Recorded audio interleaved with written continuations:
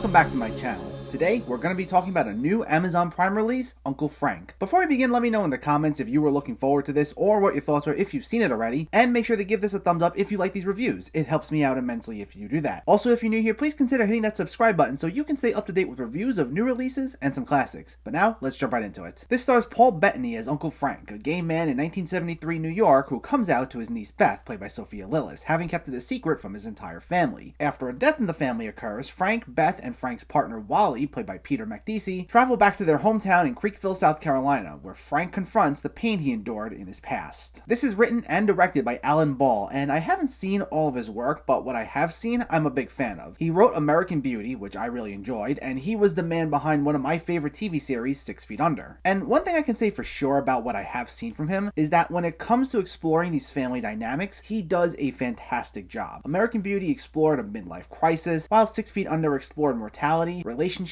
getting older, among many other things. And once again, he does a masterful job capturing many of these same themes with this film, which, while a totally original story, was very personal to Ball. The film deals with trauma as we explore Frank's past, as well as the difficulties one may experience when coming out to their family, especially with this taking place in a time where people weren't as accepting. It's a very emotionally gripping story, especially as parts of Frank's past are kept a secret, and the film gradually reveals to us more and more about what led him to where he is now, especially diving into some of the relationships he had with his family as a young adult. While very emotional, it can also be sweet and at times funny. While this explores more tense family relationships, we see its more lighthearted side through the healthier relationships established here, and those are the ones between Frank and Beth, as well as between Frank and Wally. They all go so well together, and that's thanks to a trio of wonderful performances from Paul Bettany, Sophia Lillis, and Peter Macdissi. Sophia Lillis in particular is on her way to becoming one of the best names in the business with the way she's going. She was excellent in both It movies. She was by far the best part of Gretel and Hansel this year, and she was even good in the Nancy Drew movie from last year that I'm not sure a lot of people saw, but was actually not bad. But there's such an authenticity to her that she makes seem so easy, and she was just once again great here. Paul Bettany, though, was on a whole other level. Every time I've seen him in something, it's usually in a supporting role, mainly in the Marvel movies, and I know he's done lead work before, but usually in films like Legion and Priest that weren't exactly received well. So despite seeing him in so many other films, this is really the first time I felt like I've seen him in a lead role where he truly gets to show off just how talented of an actor he is. And he just blew me away here. It didn't feel like the same actor I've seen in so many other movies. He brings out Frank's warmth, his pain, his wit, and his charm so well. He really sold me on just how great of a guy this character was. He's done plenty of roles where he's in a costume or under makeup, but this was a truly transformative role for him. I'd like to see him get nominated for Best Actor for this, because it would be a huge disservice if he did not get nominated. Same goes for Peter Macdissi. His performance was also very awards-worthy. His character might just be the most likable of all three characters. He provides a lot of comedic relief, but he's by no means just a one-note goofy sort of guy who just shows support. He's also given his own storyline as he's trying to deal with some of his own family problems. And we'll get a few scenes of him on the phone with them as he's trying to balance that out with making sure that Frank is okay. And we see how this starts to get to him, but he was just so charismatic and so caring that I loved every minute he was on screen. I really hope we see more of him moving forward. And the film also had a phenomenal supporting cast. You have Steve Zahn as Frank's brother, Judy Greer as his wife, Lois Smith as their aunt, Margot Martindale as their mom, and Stephen Root as their dad. And everyone was very good, though they all didn't get as much to do considering we mainly see them just in the beginning and in the end. Stephen Root had probably the meatiest role of them all, as this explores his tense relationship with Frank before the main events kicked in. And this is also a rare time that Steve Zahn plays more of an unlikable character. I'm used to seeing him in goofier sort of roles. He's definitely a loudmouth here like his previous characters are, but this time he's saying some pretty terrible things, which I was totally shocked by. And from the little we see from him, it was interesting to explore the relationships between him and both Frank and Beth. Now, I felt Martindale got the absolute least to do, but she was also nice to see, while both Judy Greer and Lois Smith provide some comedic relief that I found to be quite funny. The film's strengths lie in its performances and its tender handling of its themes, and I think Ball handled them well. Though it's also not a perfect movie, and as far as criticisms go, I think the last act could have been handled a bit better. I'm not saying it was totally bad by any means, but it's definitely weaker than the first two-thirds. Mainly the way it wraps its storylines up can feel a little too neat. It was slightly rushed in the home stretch, and honestly there are a few jumps it makes here and there that felt a little too sudden. It didn't take away from my enjoyment of the film or anything, and like I said, I don't dislike the ending. It was just a slightly bumpier ride compared to the rest of the film. It's a 90-minute movie, and it could have totally gone on for another 10 minutes or so, and I don't think it would have ruined the pacing by any means.